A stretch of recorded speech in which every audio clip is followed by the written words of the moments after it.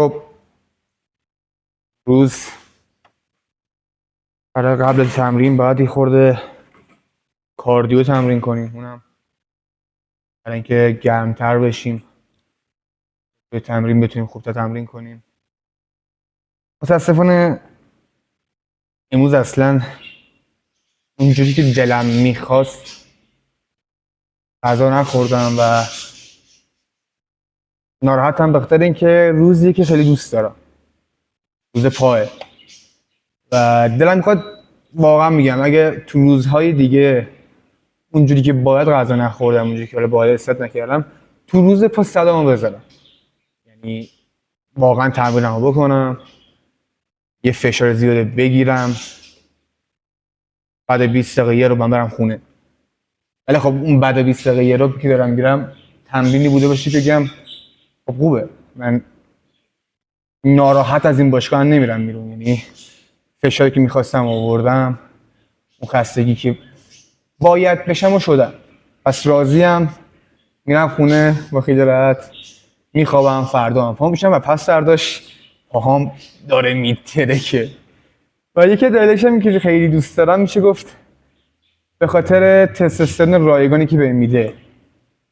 خب یعنی تو تنها، یعنی فکر کن خب هر عضو بدن دیگه رو تمرین بدی، اندازه که پوز پا به تستوسترون میده هیچ کدوم ازت نمیده.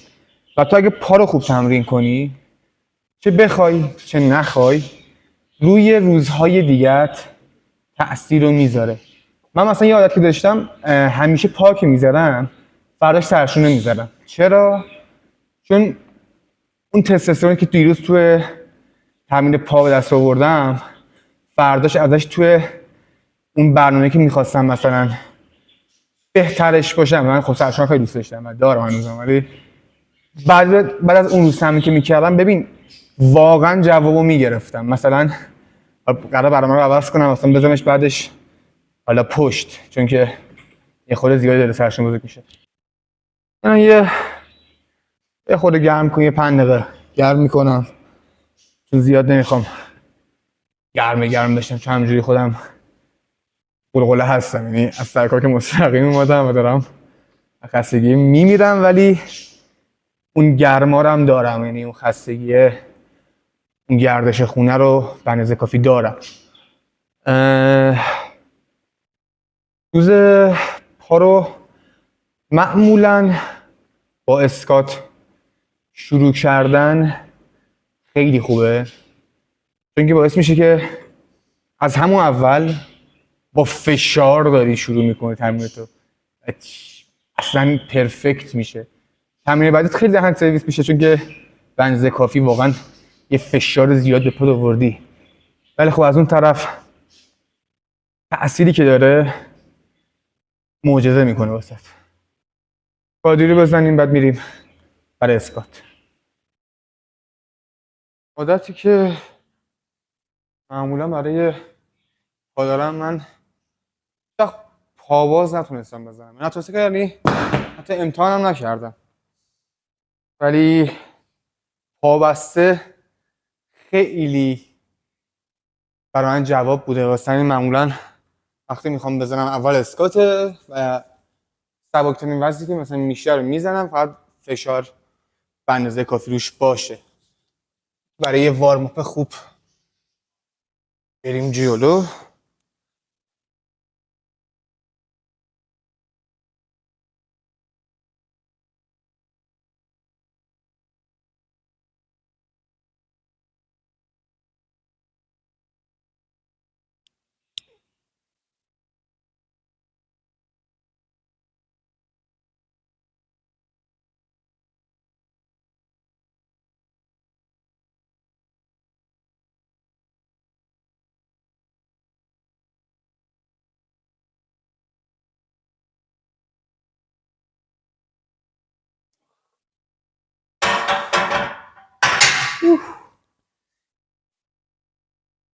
فشاری که باید رو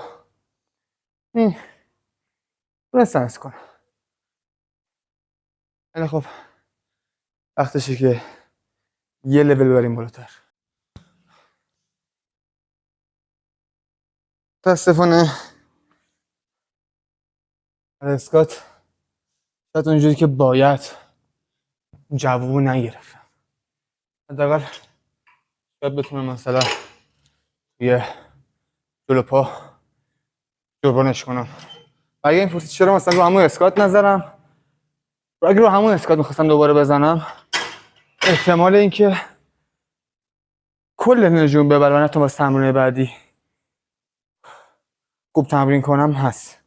پس مثلا اگه آخرش دیدم داره کمی انرژی واسم میمونه، یه سر دیگه آخر اسکات میرم.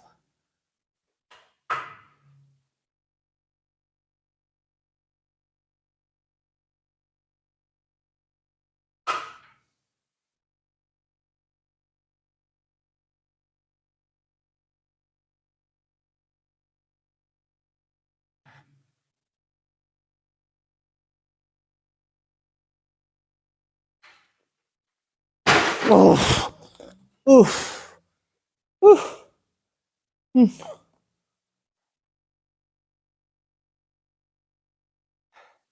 فشار آورد. یکی میتونم بگم شاید اونقدری که باید و فشار آورد، ولی فقط من یه خورده سوسول بازی در آوردم و زودتر وزن رو ول کردم. با اینکه مثلا حداقل 3-4 تا دیگه داشته باشم. زمانی که من میتونم انقدر راحت با شما حرف بزنم یعنی خوب تمرین نکردم. اما اگه افتادم اینجا پهن زمین شدم و دیگه نای حرف زدن نداشتم، اون یعنی تو 100 گذاشتی. 100 هیچ کس تو 100 بذاره. فکر نمی‌کنم علاوه منتالی هر چه قوی هم باشی یه جا یه جوری کم میاری. البته به جز آقای دیوید گاگینز داداش گلم، بقیه حداقل یه جا کم میارن.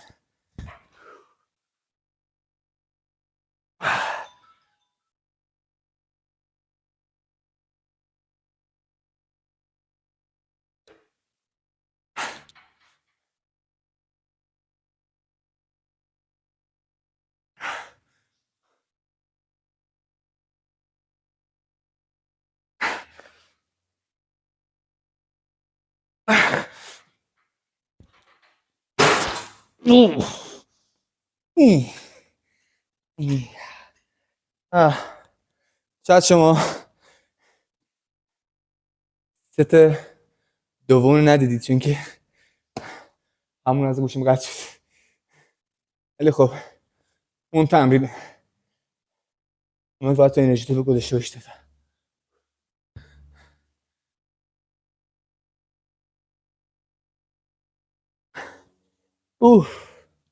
حرکت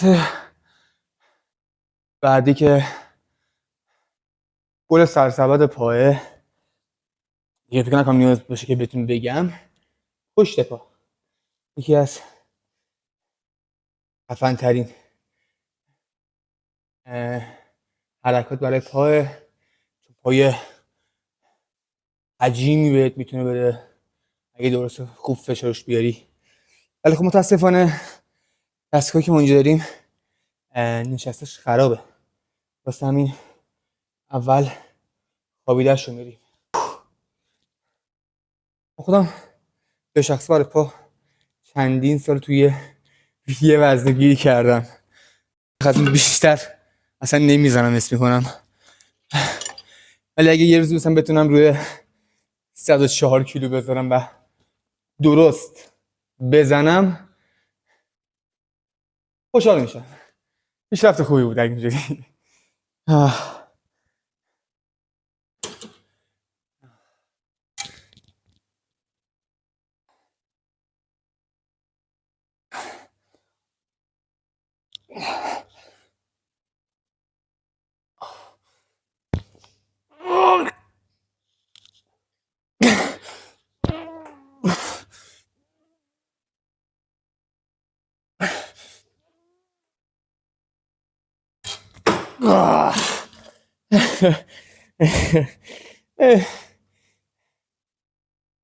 شاید اگه یه اثبات بود که کمک میکرد خوب بود، ولی راضیم.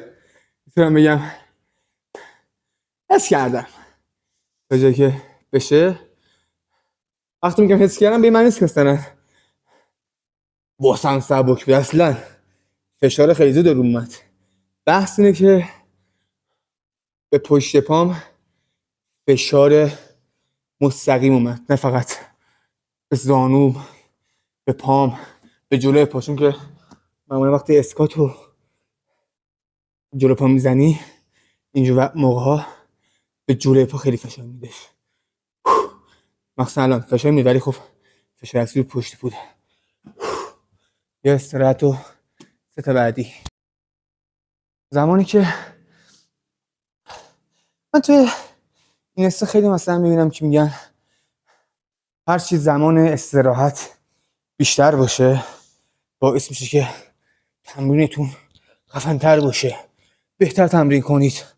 موقع تمرین یه دقیقه تمرین کردی، یه 2 دقیقه برو تو این اینستاگرام بچرخ، بعد دوباره تمرین کن. من میگم خفه شو. نمیخوام بگم بعد تمرین سریع بپر حرکت بعدی رو بزن، ولی از یه حدی بیشتر سرد میشی. این کار درست نیست. بعد تا جایی که میتونی فشار مستقیم رو پشت سر هم بیاری.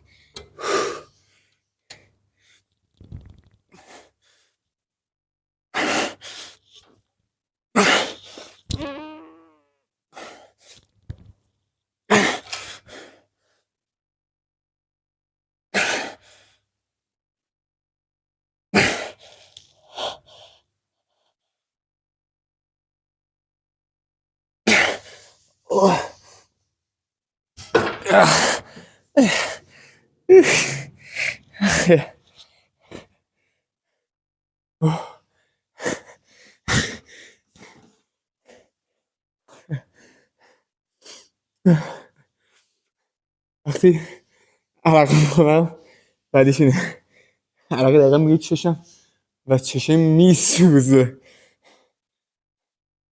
نمکی بودنش درست میکنم. خب امیدوارم صدام درست تونسته باشیم بشنویم، صدای خاص نداشتم جز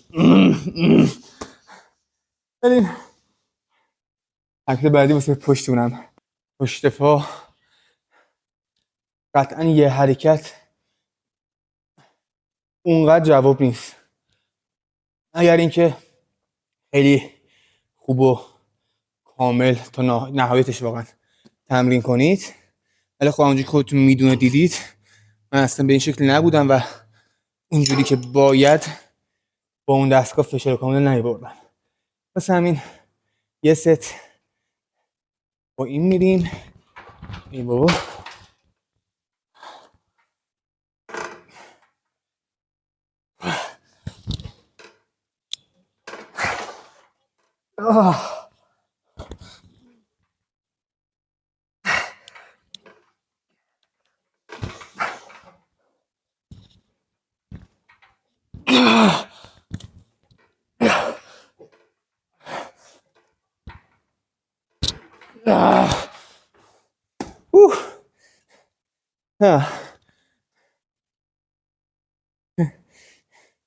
اوکی.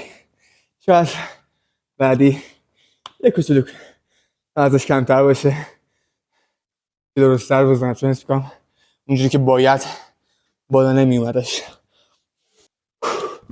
شاید 42 خوب باشه.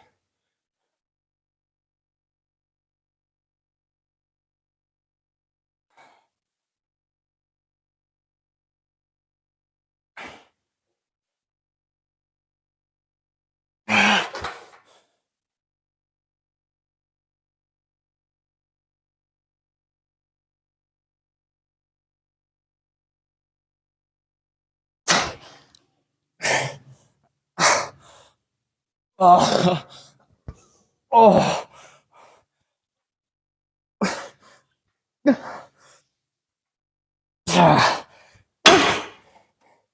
اوکی اوکی کافیه. بریم برای پشت پا. اگر در مورد پشت پا کربا یه چیز بگم اینه که اونام عضلاتی قدرتی فشاری هست، یعنی قدرت تمرکزیه. هم باید وزنه‌ای بالا بزنید و هم کنترل درست. و در صورتی که حتی که یک کدومش رعایت نکنی اونجوری که باید خب در نمیاد. چون دیگه فهم خودتون همه دیگه میدونن دیگه پشت پا یه عضله‌ای که خیلی سخت واقعا در میاره. من خودم مثلا با اینکه این چند وقته خب چون فشار رو می آوردم فقط یه خورده حجم گرفت، یعنی اونقدی که باید در نیومده و همین بعد خلاصه فشار، منقبض شدن، نگه داشتن، تمام اینا باعث میشه که اون فشاری که میخوای بیادش. اوه اوه اوکی. یعنی متاسفانه اینجور موقع بیشتر به زانون فشار میاد و وقتی اگه یه خورده به پشت پا و اگه اصلا سبکتر کنم اصلا روی پشت پا یا همون کف زدن احساسش نمی کنم و مجبورم یعنی یه جوری پا درده رو تحمل کنم تا یه خورده بتونه پاهام کلبش یه خورده بتونه بیشتر رشد کنه. توتی هم دارم زیاد میدم چون که ضربان قلبم بوم بوم بوم بوم بوم و این هم به هیچی وصله به معنای واقعی. یعنی اگه مثلا در بره تو صورت همه ازار ایشالا که در نمیره، یعنی امیدوارم مگرم هرچی هست و نیست با هم دیگه میتره که بریم دراپ ست بریم ببینیم خدا چی میخواد واسمون.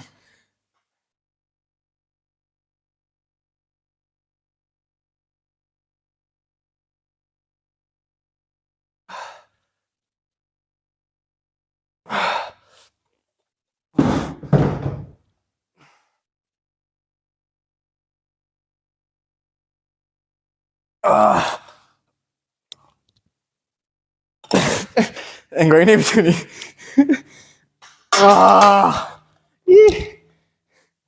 خوب بود فشار رو تونستم از کنم.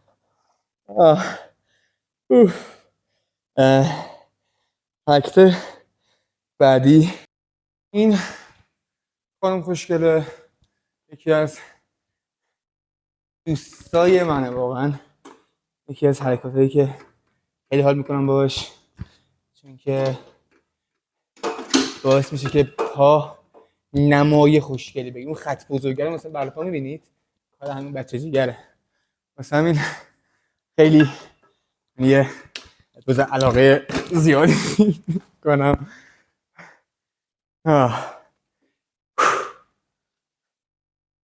و اینو معمولا سعی میکنم بیشتر فشاری برم تا قدرتی، یعنی بیارم و نگه دارم. البته این برای داخل پایه چون که داخل پا خودش خیلی میشه گفت چیز مهمیه، چون وقتی پاتو مثلا به چپ و راست به این شکلی مثلا میذاری باعث میشه که نمای خوشگل تری داشته باشه پات. و اینو خب یه خورده سخت میشه اون آخرش که بخوای بچسبونیش، مثلا آخرش با دست یه خود همراهیش میکنیم که فشار بیاد کامل.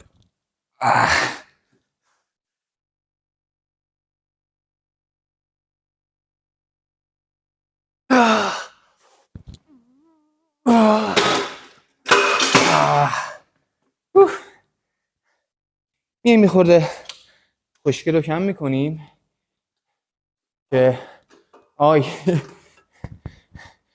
خوب و تمرکزی بزنیم.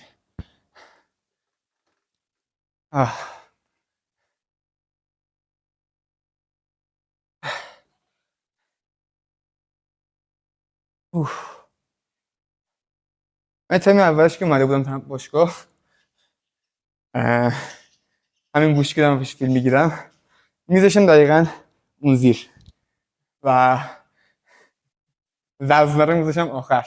بچه باورتون نمیشه یک انرژی میگرفتم که این تا همینجا بمونه و پایین تر نره و شاید 20 تا 30 تا میذارم تا یهو مثلا یه جور رو بندازم پایین و ول کنم و فکر کن 2 یا 3 ست من اینو میذارم تا آخر. یه فشاری میومد روم چون که یا انتخاب میکردم ضعیف بودم میذاشتم و گوشی میترکید یا قوی میموندم و گوشیمو نجات میدادم. باز شو سعی کنید واسه خودتون باشگاه رو جذاب کنید. حالا به هر شکلی که میتونید با رفیقتون میرید تمرین از این خرباسی در میارید اونی که لذت بده باشگاه. همین میریم برای کار جذاب فیگور. آماده اید؟ یا گفتم من گرما رو به شدت دوست دارم.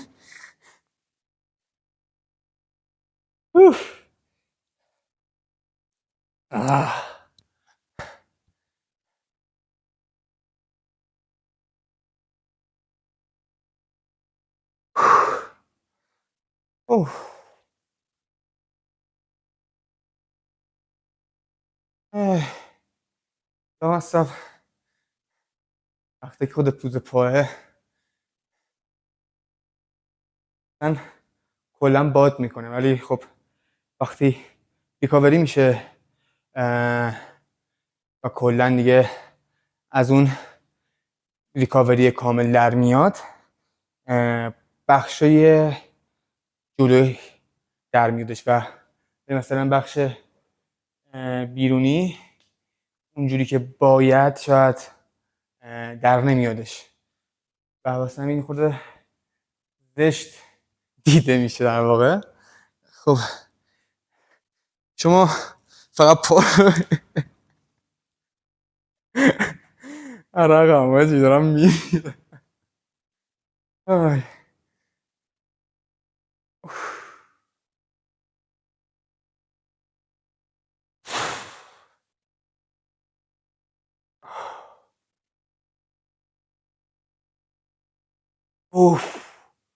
اگه بخوایم پشتم ببینید حالا دیده نمیشه زیاد ولی